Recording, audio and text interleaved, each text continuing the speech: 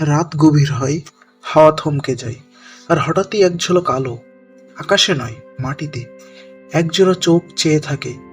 জোনাকির আলোয় ভরে ওঠে চারদিক। কিন্তু যদি একদিন আর কোনো আলো না জ্বলে, যদি সব জোনাকি নিঃশব্দে হারিয়ে যায় চিরতরে। এক সময় পৃথিবীর প্রায় প্রতিটি কোণে দেখা যেত এদের। গ্রীষ্মের রাতগুলো ছিল যেন এক আলোক উৎসব। কিন্তু আজ প্রকৃতির এক আলোক সন্ধ্যা নিভে যাচ্ছে একে একে। আজ আমরা জোনাকিকে হত্যা করেছি নিজের অজান্তেই, কৃত্রিম আলো দিয়ে, যাতে তারা নিজের সঙ্গীকে খুঁজে না পায়।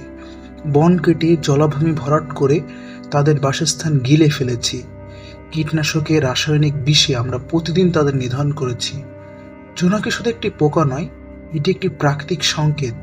যদি তারা হারিয়ে যায়, বুঝে নিন আপনার চারপাশ আর নিরাপদ নয়। তবু আমরা পারি, আলো দূষণ কমিয়ে, গাছ লাগিয়ে, কীটনাশক ব্যবহার রোধ করে জোনাকির সেই শেষ আলোকে বাঁচাতে।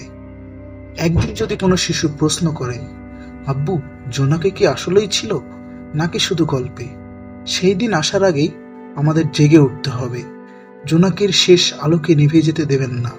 আপনার চারপাশে এখনো কি জোনাকি দেখা যায়? কমেন্টে জানান।